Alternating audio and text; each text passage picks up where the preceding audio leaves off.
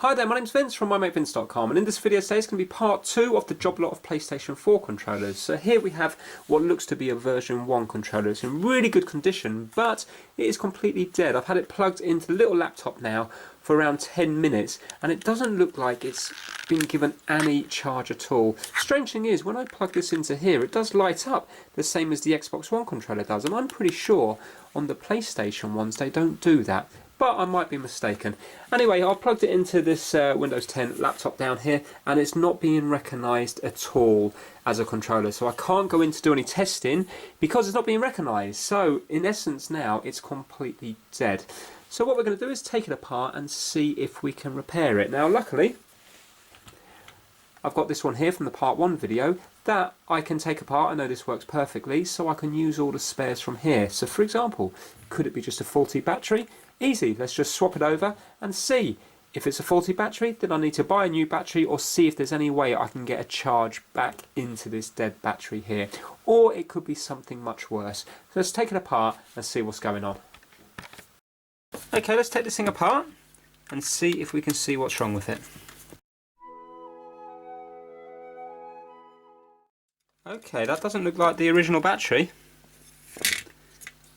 In fact, this board looks different as well. Look, you lift the little flaps up. I'm sure on the last one I didn't have to do that. It was just like a pressure fit.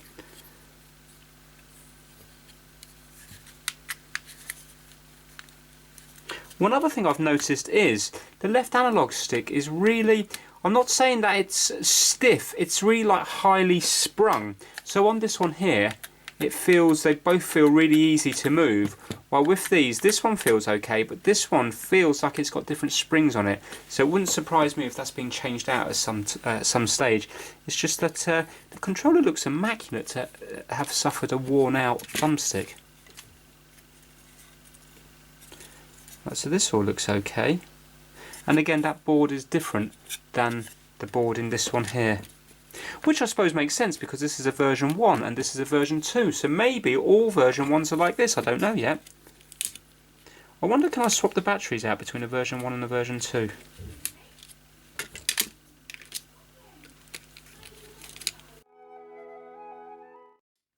Now, first impressions here, it looks like possibly some work has been done here. Maybe not, it could be just, you know, some sort of leftover flux or something. Just doesn't look very neat around here. And also it doesn't look neat around here. It seems like there's a lot of residue left over. But maybe that's normal. Yeah, these analog sticks are different. This is really interesting. It's very much different than a version 2. I wonder whether... Do you know what? I'd like to look inside another version 1 because I'm not sure whether this is normal or whether it's some kind of aftermarket one. Does it say PlayStation anywhere on it? It's got it on the button there. Yeah, it definitely says Sony there. Maybe this is just what the version 1s look like. Right, what I'm going to do is I'll just do this off camera. I'm going to look through the box because there's 3 other controllers in there and some of them are also version 1. I'm going to see if there's any of them that will charge up when I plug it into the little laptop, and if they do, then it means then I can start using the battery from there, because I don't really want to swap over the battery from here because I know when I took this apart it's completely different on the inside. Might be all completely compatible, but I don't know, so I want to swap like for like. I don't want to swap anything that's different. Okay, well this one here has definitely got life in, so let's take this one apart and see what the inside looks like. Then we'll have a better idea, because this is also a version 1, because you can tell because it's got the darker colour buttons. Version 2 is like the grey buttons.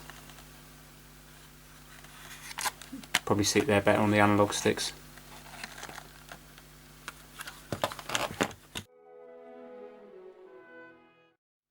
Right, okay, well yeah, it looks different again, but same colour board, like this sort of blue colour board, and also yeah, this battery again. I wonder is that original or not? It just doesn't look the quality of the version 2 battery. Really don't know. Anyway, let's pop this out. Well, that's got that horrible stuff all over the analog sticks as well, so maybe they just came from the factory like that. Don't know. Yeah, in fact, look. On it, they're not all soldered. It's soldered. There's just like potentiometer pins and also the little button press pins are soldered. All the other pins are just loose. They're just left in there. Let's have a quick look at these analog sticks just to see if they are the same.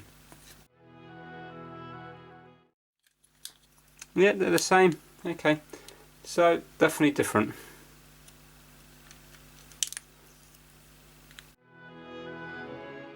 Let's try this battery in here and see if we have any life.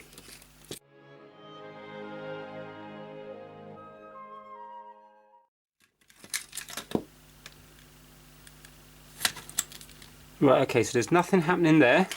So now let's plug this battery into this one here, and then that will show us whether anything is happening. In fact, this board is different than that one because this one, the battery connector is different. Nothing happening now. I'm just going to plug it into the laptop, see if there's anything. Right, okay, interestingly, when I put this one in that had the blue battery, it's not connecting up. And now when I put this little battery in, so in other words the working battery into the blue one, it now appears to be working. I don't know if you can see the analog stick moving around there or not.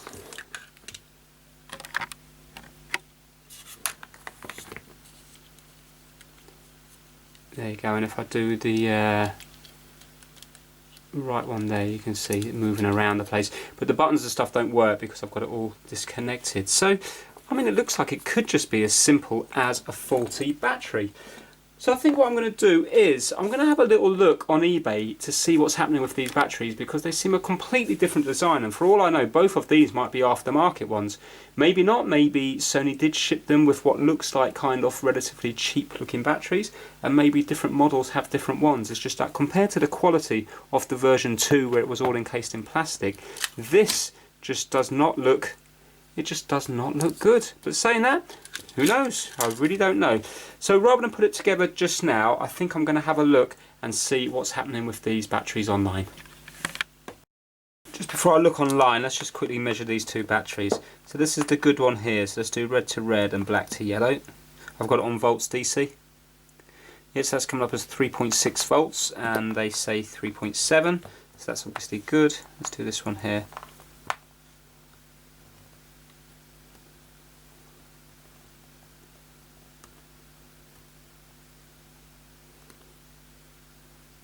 Yeah, and there's nothing there at all. Nothing at all. I wonder if there's a bad connection. Well, I suppose there is a tiny reading there, isn't there?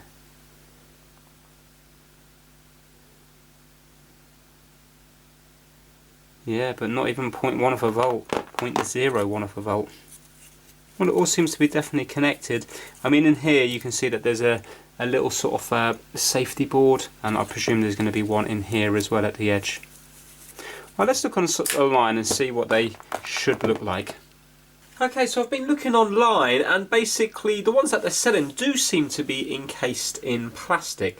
Not that it really makes a difference, you know, if it's still 3.7 volts, it's 3.7 volts. Interestingly enough, I also, when I was looking, seen a video on a PlayStation 3 controller, and that seemed to have this tiny little battery here. And if you look, this battery says 600 milliamp hours on it.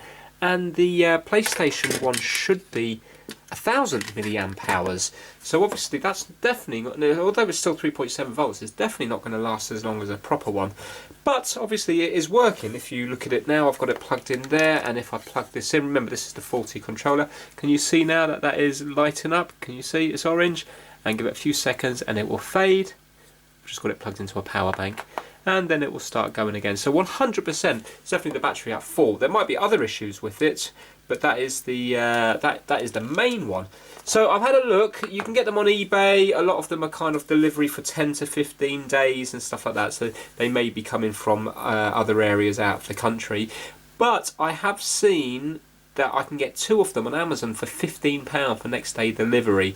So I think rather than saving a few pounds, I think I probably will just get the 2 batteries from Amazon, because I'm already not overly happy about having this one here, and also if this is not working, then I need to get a battery anyway. But before I give up on this battery completely, we've seen that it was completely dead. Let me try to use my little charger that I got here. You know, this is the one that I tried to do the Nintendo Switch ones on. It's called a TP 4056. So let's see if we can connect this up to here, plug it in, and see if there's any way we can get a charge into this, because maybe this has just been completely discharged if it hasn't been used in a long time. So we might be able to get some life back into the battery. It's worth a try. So I'm going to put the B, I've already soldered wires onto this, onto the B for battery minus and battery plus. I should have used different colour wires, but I just to make it hard for myself, I've done the same on both. So let's do the B minus to the black one, and we'll do the B plus to the red one. So let's see if we can sort of get this in here.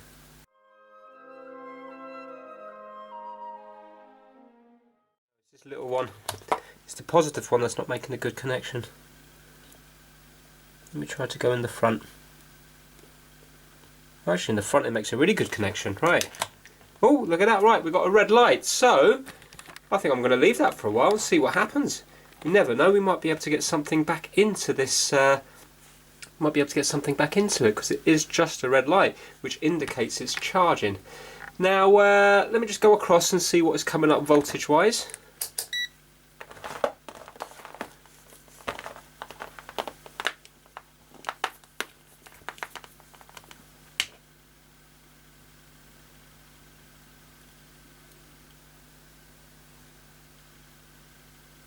Right, so it's saying 2.9 volts, and look, it's climbing, and when I did that before on my Nintendo Switch battery, it started to work. Can you see there, it's climbing, look. Climbing quite quick as well, isn't it? Okay, right, I might have suddenly jumped to 3.5 volts. Is that correct, I wonder? Maybe now that it's got the initial little charge in, I wonder whether it's going to be going at a bigger rate now. I don't fully understand how this little thing works. Look at that, 3.8. So if it's a 3.7 capacity battery, it's now putting more into it, which is how it should be. So maybe to begin with it was just putting a little trickle charge. Still climbing, isn't it?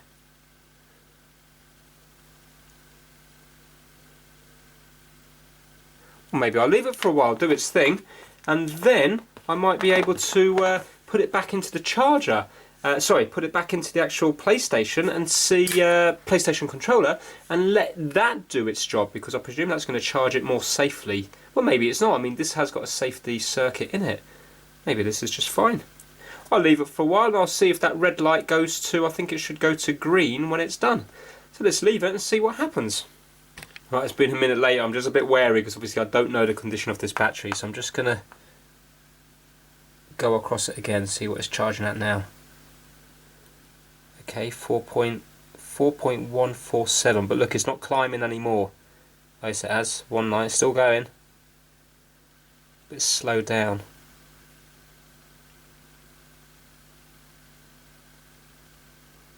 Right, I think I'll check that again in another minute or so.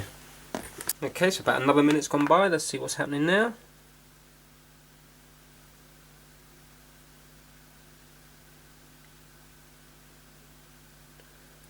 4.157. Okay, now it doesn't seem to be. Let's see if it's going to climb to 4.16 or not. No, it seems to be hovering around there. Okay, so that seems like a safe voltage, doesn't it, to be going into it?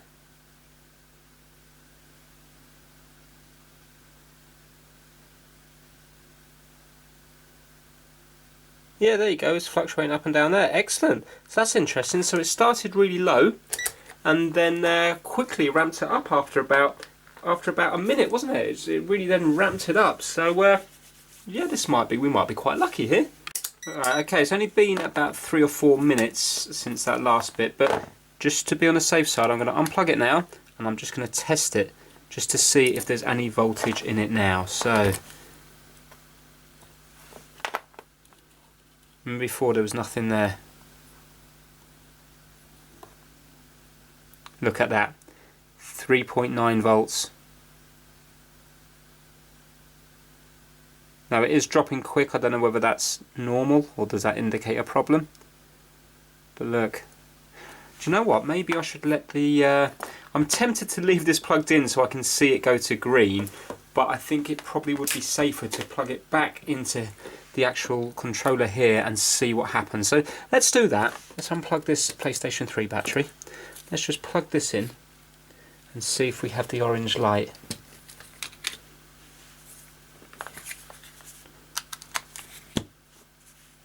Yes, we do. There it is. Look. Excellent. Let's see if it's pulsing. Yeah, that's charging. Right, okay. I think that might be the only fault with this. I think these controllers are all going to be relatively straightforward, which is nice for a change. But like I said in the first episode of this, it does probably lend itself to slightly more boring videos. But saying that, maybe these are more realistic faults that you might be experiencing yourself. So I think, do you know what? I think we should put it back together, and I think we should charge it up in the PlayStation, and then I can do all my testing there. There might even be enough charge to do it now, I wonder. I wonder if there's enough charge to... Well, whatever. I'll put it back together, and then I can put it on the little laptop, can't I? Test that all the buttons are working and the triggers and stuff like that, and then I can plug it into the PlayStation and let that do all the charging. So let's get this back together.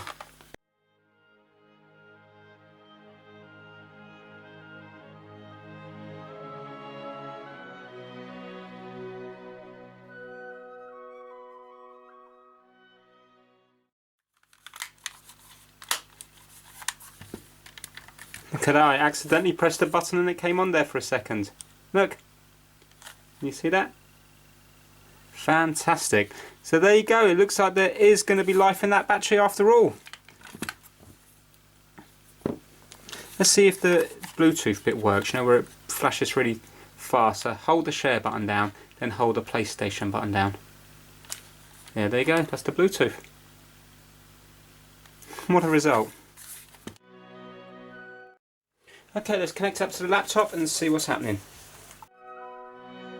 Let's mix things up a little bit. Let's try connecting it up via this little DualShock 4 USB wireless adapter. So from memory you have to hold this in to get it into pairing mode.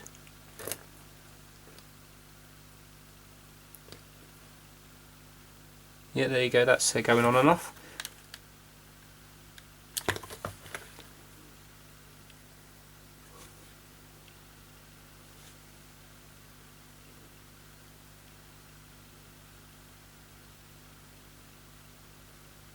And maybe I have to hold it in for longer.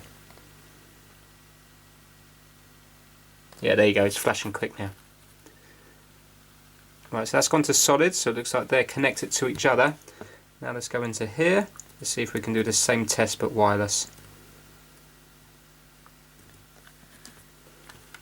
Yes, we can. Excellent, right. Okay, let's go through this. This app, you just can't see anything apart from when I do the analog stick and the triggers. You just can't see anything else. But if you look at the triggers there, you can see that small amounts and it goes all the way over. I've gone through all the buttons and they're all working. Everything's lighting up. It's one of those things that because it's kind of red on black, it's really hard to see. It's a very useful app to have. It's much better than nothing, but as far as filming is concerned, you can't really see anything. But let me just hold it up there so you can just see the analog stick moving around. So up, down, right, left, and then full circles. And just move in small amounts.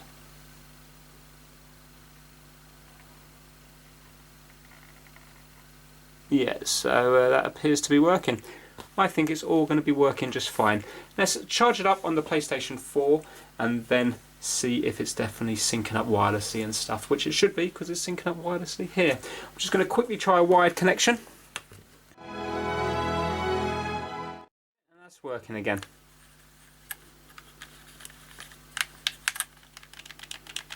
Right, let's connect this up to the PlayStation 4 and I'll get back to this video later on.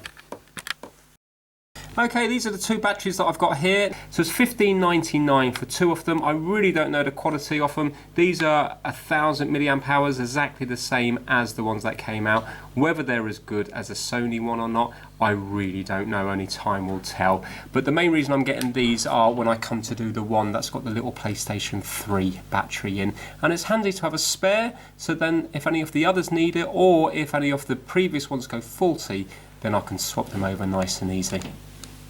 Well, okay, so it's still charging away for itself. It's only been plugged in for probably about 45 minutes, but look, it's definitely holding the charge. It's going to take a good 2 hours to charge up completely. I think, personally, I think that battery is going to be okay. As you can see, it all appears to be working fine.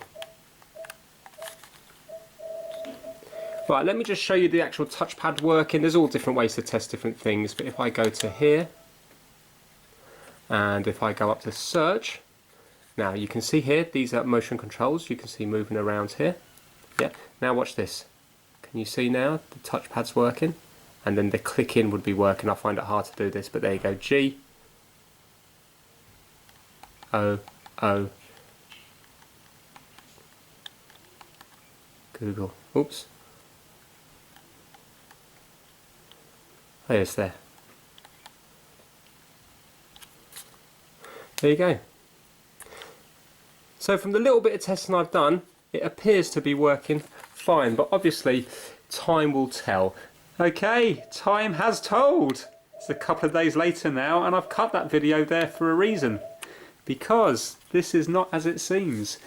Now, some of you watching this, maybe quite a few, will know what I'm about to say, and you were probably screaming it at the screen earlier, but there's going to be a lot of people like me who didn't realise.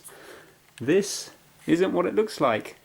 This isn't made by Sony. This isn't a PlayStation 4 controller.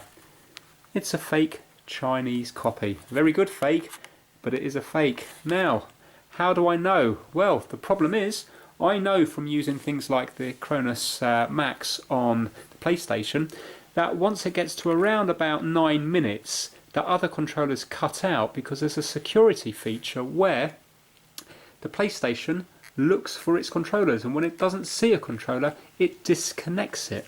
So it stops kind of like, you know, fake controllers and stuff like that. So now they brought out an update, I think it was in March 2018, and from memory it was update 5.5 or 5.0, 5.5, something like that. And I think in that update, that's when the problems started happening. And I bought these in whenever it was, later on in 2018. So this one here, and also this one here, appear to work fine. But they don't, because what happens is, after 8 minutes, they will actually disconnect. So they will still stay lit up. So you can see now, this is still working fine, because I only connected it about 2 or 3 minutes ago. But as soon as it gets to 8 minutes, and I think it's about 4 or 5 seconds, every single time, every time you connect it, 8 minutes, 4 or 5 seconds, and it will disconnect. It will stay lit up here, but nothing will happen on screen. So obviously that's the problem with these two here, because they're fake. So there's nothing I can do about that. I don't know whether there's a way I can update it or not. I can still use them as a wired controller on the PC. So I've tried them on an Xbox game on the PC, you know, Windows 10, and I've also tried them on Steam, and they work perfectly as a wired controller. I had problems doing it via Bluetooth. It didn't seem to want to connect. I didn't spend long on it though, so maybe there's a way I can get Bluetooth to work. But even if I use it with that wireless adapter, I'm pretty sure I'm still going to have the same problem, but I haven't tried it because essentially I wanted these to be PlayStation 4 controllers. So that is what the issue is. So what I'm going to do now is I'm just going to wait until those 8 minutes and so many seconds are up, and I'm going to show you exactly what happens.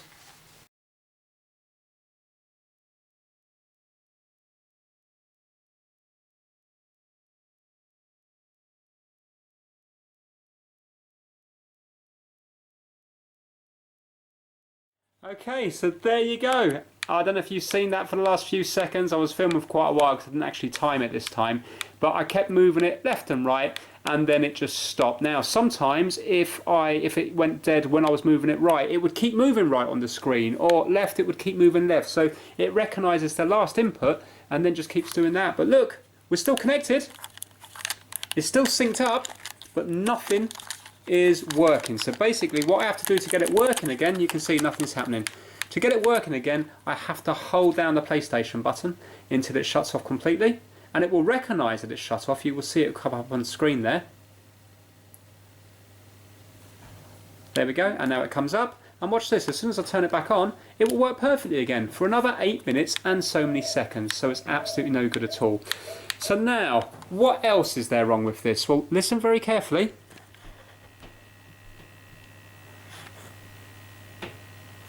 I don't know if you can hear it, there's a buzz coming out from the speaker.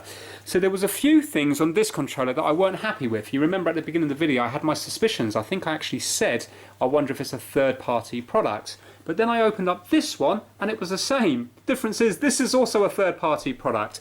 So it's added more interest to the video at least. So it wasn't just a faulty battery. The background is that whoever gave them away because after that update they no longer work. So I will have to see if there is a new update, but I don't know what manufacturer make these. I'm sure on their website you probably will be able to download the latest firmware or whatever onto them to get them to work, but I don't know what that is. If you know it, put it down in the comments down below.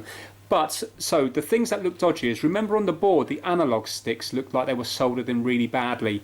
Well, they're not like that on a PlayStation controller. And also listen to this on the analog sticks. Also remember I said that it felt like it was more highly sprung.